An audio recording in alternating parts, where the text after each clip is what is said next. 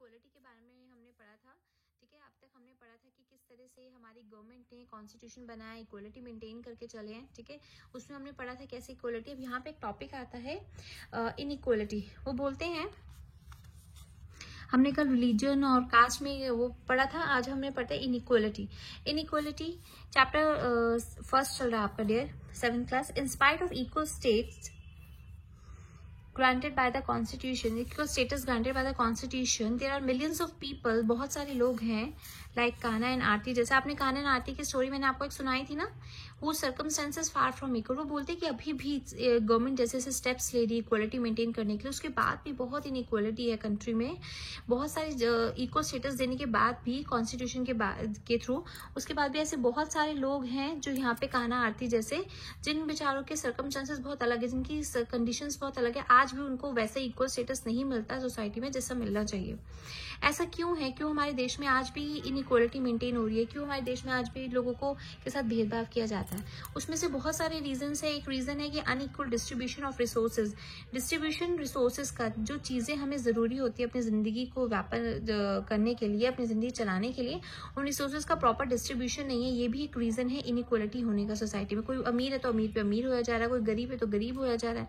People are discriminated on the grounds of, लोगों को discriminate किया जाता है, लोगों के बीच में भेदभाव किया जाता है। किसके बेसिस पे? क्लास के बेस पे, कि वो कौन सी जात से है, कौन सी उसको बिलोंग करते हैं, कौन सी लोअर कास्ट को बिलोंग करते हैं, अपर कास्ट को बिलोंग करते हैं। ठीक है ना, उनके पास कितना पैसा है, कम पैसा है तो उसको कम देखेंगे भी नहीं, ज्यादा पैसा तो उसको पूरी इज्जत देंगे। किस प्रोफेशन से बिलोंग करता है, ठीक है, अगर कोई सफाई करने वाला है तो उसको ऐसे देखेंगे जैसे पता नहीं क्या हो। ठीक है, और कोई डॉक्टर तो उसके सामने लोग खुद अच्छे से बात करेंगे। तो मतलब जेंडर है, लड़का है लड़की से अलग अलग तरीके से लोग बात करते हैं। लड़के से बात करने का तरीका अलग होता है लोगों का, और लड़कियों से कई बार ढंग से बात भी नहीं करते कि लड़की है क्या कर लेगी, है ना। डिसेबिलिटी, जो लोग ढंग से, मतलब जिनके शरीर में कोई ना किसी अंग में कोई प्रॉब्लम है, उनको उन्हें देखने का, उनसे बात करने का तरीका अलग है, और उनके साथ बहुत बायसनेस की जाती है। तो वही बताना चाह रहे हैं कि हमारी कंट्री में इवन फूड, शेल्टर, क्लॉथ, जो बेसिक नीड्स हैं, इसका भी कई बार प्रॉपर डिस्ट्रीब्यूशन नहीं हुआ जाता। तो ये भी एक रीजन है कि हमारी कंट्री में इनइक्वालिटी है। ठीक है, नेक्स्ट टॉपिक है बेटा आपका कास्ट इनइक्वालिटी। ठीक है, पीपल यहाँ पे इन्होंने बताया कि किस किस बेसिस पे, एक आपको बताया अनइक्वल डिस्ट्रीब्यूशन ऑफ रिसोर्सेज, दूसरा बताया कि ये जो भेदभाव करने वाला काम है प्रोफेशन के बेसिस पे, पैसों के बेसिस पे, कास्ट के बेसिस, इसकी वजह से भी हमारे देश में इनइक्वलिटी फैलते हैं। लोग बहुत भेदभाव करते हैं। तो अमीर लोग हैं, है ना, इनको ज्यादा वो करेंगे, अमीर लोग हैं, ये गरीब लोग हैं, बच्चे गरीब की कोई सुनता नहीं है, फिर ऐसी चीजें होती हैं। तो ये क्या है? इनइक्वलिटी फैलाने का तरीका। एक आता है आपका कास्ट इनइक्वलिटी, एक topic. Most common inequality form is caste system in society. Society में जो कास्ट सिस्टम है ना, कि ये एससी से, शेड्यूल कास्ट से बिलोंग करता है, ये जनरल का बंदा है ना, ये सबसे बेकार है। इवन मैं मानती हूँ कि रिजर्वेशन जो आज हमारे देश में चलता है कि इनको रिजर्वेशन मिलना चाहिए, इस कास्ट को रिजर्वेशन मिलना चाहिए, इसको नहीं मिलना चाहिए, ऐसे ये सब खत्म होना चाहिए। सबके लिए एक जैसा वो बनना चाहिए। हर इंसान अपने आप पढ़ाई करे, पेपर पास करे और उसको जॉब मिलनी चाहिए। तो वो बोलते हैं कि ये भी एक बहुत बड़ा इशू है जो हमारे देश में कास्ट सिस्टम चलता है, कि ये बनिए हैं, ठीक है, ये ब्राह्मण हैं, ये पंडित हैं, और ये एससी हैं, ये हैं, ये वो हैं। तो ये जो कास्ट सिस्टम है, ये भी एक इनइक्वलिटी की फॉर्म है। इससे भी हमारे देश में बहुत इनइक्वलिटी फैला रखी है, बहुत छुआछूत और बहुत भेदभाव किया हुआ लोगों में। पहले के समय में क्या होता था, जिस समय पे ये कास्ट सिस्टम जब जिन्होंने बनाया था, उन्होंने प्रोफेशन के बेस पे बनाया था। यानी कि अगर कोई क्षत्रिय का काम करेगा, कोई देश की सेवा का काम करेगा, वो क्षत्रिय कहलाएगा। कोई बुद्धि का काम करेगा तो ब्राह्मण कहलाएगा। ठीक है, इस तरीके से तो इन्होंने प्रोफेशन करी थी। लेकिन धीरे धीरे जैसे समाज आगे बढ़ता गया, लोगों ने इसे कुछ अलग ही तरीका दे दिया कि जो इस फैमिली में पैदा होगा उसको उसी के हिसाब से उसकी कास्ट बना दी, भले उसका काम कुछ भी हो।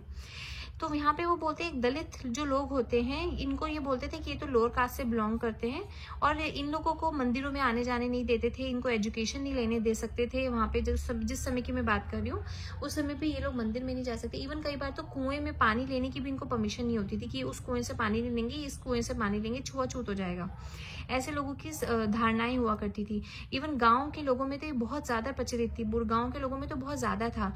इवन ये बेचारे जो दलित लोग होते थे, इनको गाँव में रहने की भी परमिशन नहीं मिलती थी। ये लोग कहाँ रहते थे? गाँव के बाहर, अपना गाँव की जो बाउंड्रीज होती थी, अब गाँव के बाहर की जगह पे अपना घर बसाते थे। इनको गाँव में रहने की परमिशन नहीं थी, मंदिर जाने की परमिशन नहीं थी, ये पढ़ाई नहीं कर सकते थे, शिक्षा नहीं ले सकते थे। ठीक है, और जो आपके वो होते थे कुएं होते थे उन पे पानी भरने नहीं जा सकते थे, ठीक है, जो बहुत सारे प्रोग्राम होते थे, है ना, जो भगवान के कोई सम्मिलित उनमें सम्मिलित नहीं हो सकते थे, ठीक है। तो ऐसी बहुत सारी धारणाएं थी जो इनइक्वालिटी क्रिएट करती थी लोगों के बीच में। उसमें जो दो लोग थे, बी आर अम्बेडकर एंड जे जी फूल और बी आर अम्बेडकर, इन लोगों ने क्या किया, इन लोगों ने स्टेप उठाया, ठीक है, कंट्री के लिए। और इन्होंने बैकग्राउंड पे जाकर, रूरल बैकग्राउंड पे जाकर नोटिस किया कि लोगों के साथ कितना भेदभाव किया जा रहा है, हमें इसके अगेंस्ट आवाज उठानी चाहिए, लोगों को इंसाफ दिलाना चाहिए। लोअर कास्ट के जो लोग थे वो अमेनिटीज का बेनिफिट नहीं उठा सकते थे, उन लोगों को कोई परमिशन नहीं थी कि वो अच्छी रोड्स पर चलें, उनको सही तरीके से पानी मिले, उनको बिजली की सुविधा मिले, उनका मेडिकल की फैसिलिटीज उन्हें अच्छी मिले, अच्छे हॉस्पिटल में वो जा सके या वो एजुकेशन ले सके। वो बेचारे लोअर कास्ट के लोग इस तरह की चीज़ों का फायदा नहीं उठा सके।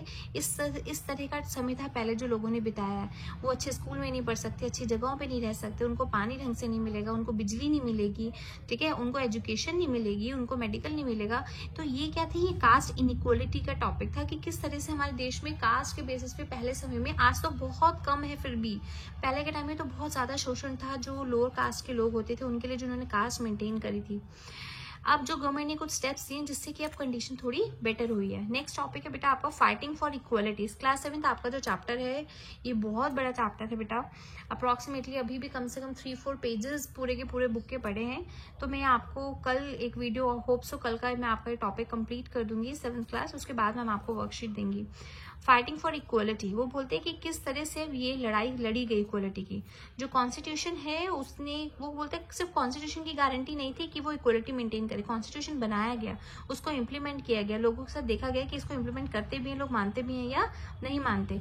लेकिन इसके अलावा सिटीजन्स जो थे वो भी रिस्पॉन्सिबल थे, उन्होंने डिमांड करी इक्वालिटी की। वुमेन जो थी, फीमेल्स जो थी, उनके साथ जो गलत होता था, उनको ढंग से पेमेंट नहीं मिलती थी अगर वो काम करती थी, उनको कई जगहों पे काम नहीं देते थे।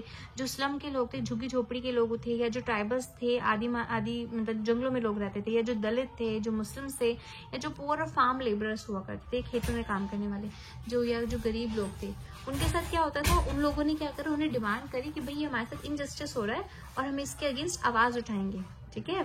तो ये चीज शुरू करी गई, फाइटिंग फॉर इक्वालिटी के लिए लड़ा गया।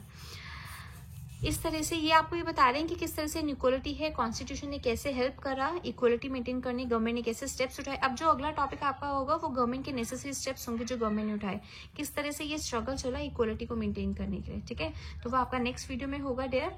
क्लास 7 आपका ये टॉपिक है बेटा, प्लीज बेटा अपनी बुक्स में से आप इनको रीडिंग करें, बिकॉज ये चैप्टर्स इतनी जल्दी समझ में नहीं आएंगे। जब आप बार बार रीड करोगे तो आपको क्लियर होगा कि एक्चुअली हमारी इकोनॉमी में या हमारी कंट्री में किस किस तरह की चीजें चल रही है। और हो सकता है इसमें आपके कुछ केस स्टडीज भी हों, वो आपको अपनी बुक में से ही पढ़नी पड़ेंगी।